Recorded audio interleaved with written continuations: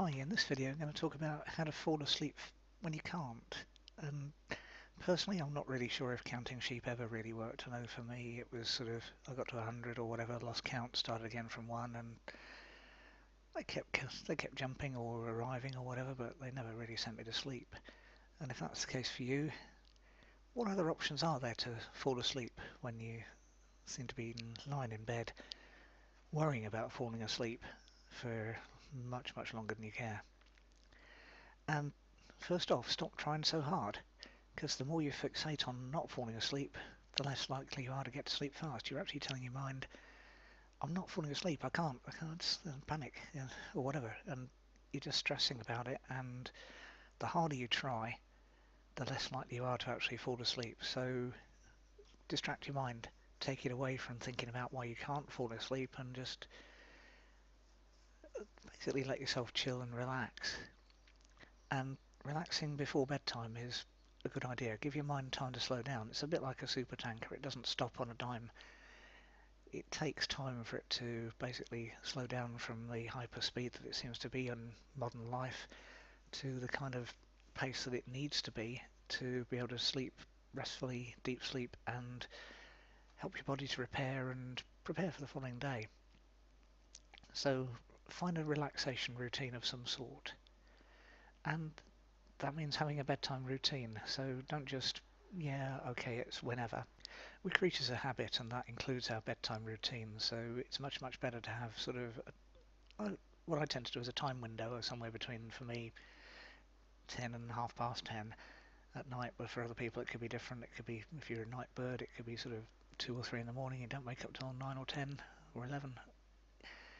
There's nothing that says you have to have an 8-hour sleep continuously either. So your bedtime routine might actually be a couple of power naps during the day and then a few hours at night, and some people manage to survive very happily on a few hours at night. It'll depend for you. So again, don't stress if you can't do 7 or 8 hours because that's not what your body wants. Don't force it.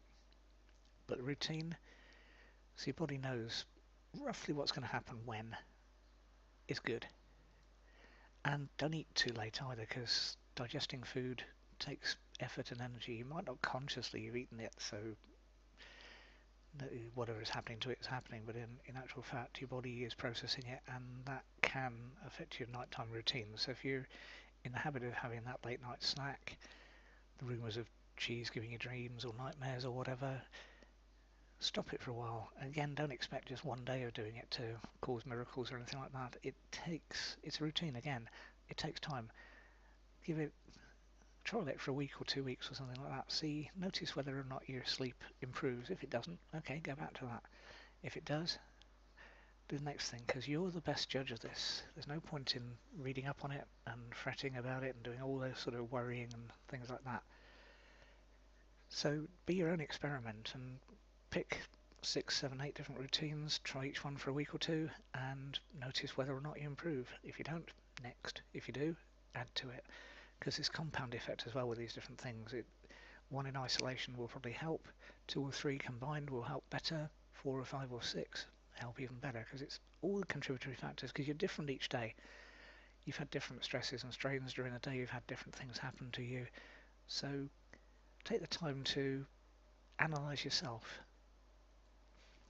And don't overdose on caffeine or alcohol either. It's, again, caffeine, I've gotten a habit now, I don't actually drink caffeine, anything caffeinated after about midday, because I've found it affects my sleep patterns. Alcohol, if I have, I'm almost teetotal, which if you'd met me 20 years ago you'd have been shocked about, but I do have a drink, and I do it in moderation, and I find if it's in moderation I can sleep okay, but if I overdose on alcohol, sleep patterns are disrupted. I wake up in the middle of the night, I'm tossing and turning, I don't get as good a sleep, and I'm ratty the following day. So notice what happens with you and adjust. But don't force the issue. If you're not feeling tired, go to bed later. There's no point in saying, oh, it's 10 past 10, I should be in bed by now, or 10 past, whatever it happens to be.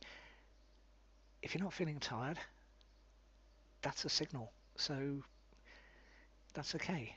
But do something that will relax you rather than play yet another shoot 'em up game or whatever that will put your mind into overdrive. And take some deep breaths and yawns. It sounds really simplistic. It sounds a lot quicker than counting those sheep.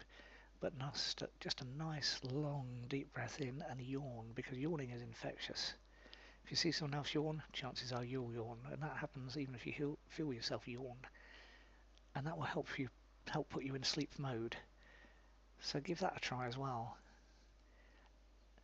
Write down some of those nagging thoughts. I've got 2 bullets there, never mind. Write down those nagging thoughts as well, because if you write them down, they're somewhere safe. Your mind can put them to rest. It can basically ignore them until it goes back to the piece of paper or the Word document or whatever you put them in. And those nagging thoughts, yeah, they're there, but they're now out of your mind and they're somewhere else. And it's that kind of thing again that can disrupt your sleep patterns. And finding some chill out music to help you relax, yeah, that's good. It could be just a trance CD or something like that. It could be a meditation, which is what I use, and I'll find I might listen to it for a few minutes, I might listen to it for longer. It might be, if I'm struggling to get to sleep, it might be most of the hour that the particular track I use lasts. But most of the time for me it's 10-15 minutes, and take the headphones off and pretty much fall asleep almost instantly thereafter. But find your own routine on that, and yeah, lots and lots of different ways to fall asleep when you can't, and you can do it naturally, and it's good. Go for it. Try that. Be your own human laboratory. I think you'll enjoy that. And don't fret, don't worry about it, just do it. And if you'd like to know more, click the link below this video. Lots of different ways to get to sleep, lots of help you can do. Okay, thanks for watching.